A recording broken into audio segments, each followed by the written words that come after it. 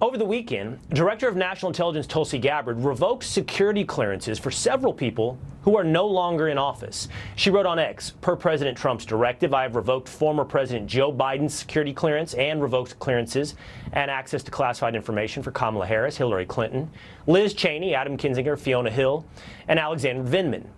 But why do out-of-office people still have access to classified documents? To help answer that, Republican Kentucky Congressman Thomas Massie joins me now. Congressman, great to see you. Glad to have you on the Will Cain Show. And maybe there's a simple answer here that simply escapes me. But why do former politicians still have security clearances that need to be revoked?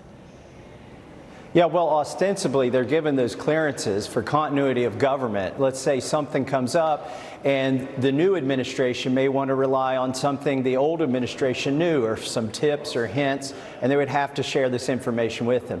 In reality, that I think never happens. And what happens for real is that those former administration officials monetize those security clearances. They become TV anchors. They get high speaking fees, honorariums for speaking, because it's understood that they're in the know because they have this access. And so Trump is right, Tulsi Gabbard is right here, to cancel their security clearances. Don't let them monetize this. Look at what over 50 former officials did by writing a letter about the Hunter Biden laptop. They used the imprimatur of their access to basically perpetuate a lie. Yeah, the continuity of government rationale might on paper, but not in practical reality, make some sense for why there would be a security clearance ongoing for Joe Biden, but it makes no sense when applied to Adam Kinzinger. I don't know what he would need or why Donald Trump would look to speak with Adam Kinzinger in the future and need him to be in the know. There's just too many, Congressman, and quite honestly, you could argue it's a huge security insecurity. Like, that's a problem if that many people still have access to classified information. Yeah, it's a security risk. There's also the chance or the problem that maybe these people who are no longer elected or don't work for elected officials are still somehow influencing the government because they can have conversations with people who are still inside of the government. You know, elections should have consequences, so take away their security clearances. Or Congressman Massie, I've been following you on this. I'm really interested in what you're proposing, a dual loyalty disclosure act.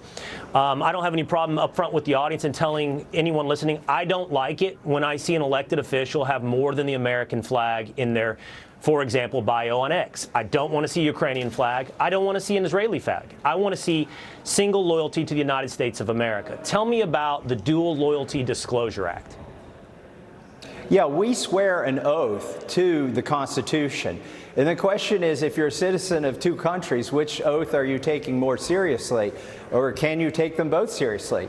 Look, I would prefer that people with dual citizen have to renounce their citizenship in the other country before they run. I would also prefer that if they are dual citizens, that they don't vote on issues that may affect those other countries. But at a minimum, we should do what the bill I introduced does, which is require candidates for federal office to disclose whether they have dual citizenship and which countries they may have citizenship in. That way the voters can decide whether they should be able to represent the United States while being a citizen of another country. How broad is this problem, Congressman? How many members of Congress have dual citizenship? Well, you know, I keep hearing people say, oh, you can't prove that any of them do. Well, I can show you former people who were in Congress who did, and we only know because they ran for president and it came out. For instance, Ted Cruz had citizenship in Canada, and Michelle Bachmann, I think, had citizenship in Switzerland. Now, they both renounced their citizenship. There's no problem there. But the question is, what about congressmen who aren't put under the spotlight? What citizenship do they hold in other countries? And I'm not picking on any particular country. I just think this is a common sense bill. No. American citizens want to know.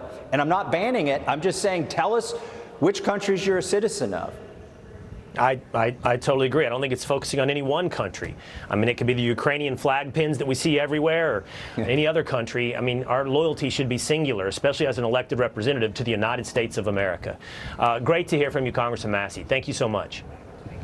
Thank you.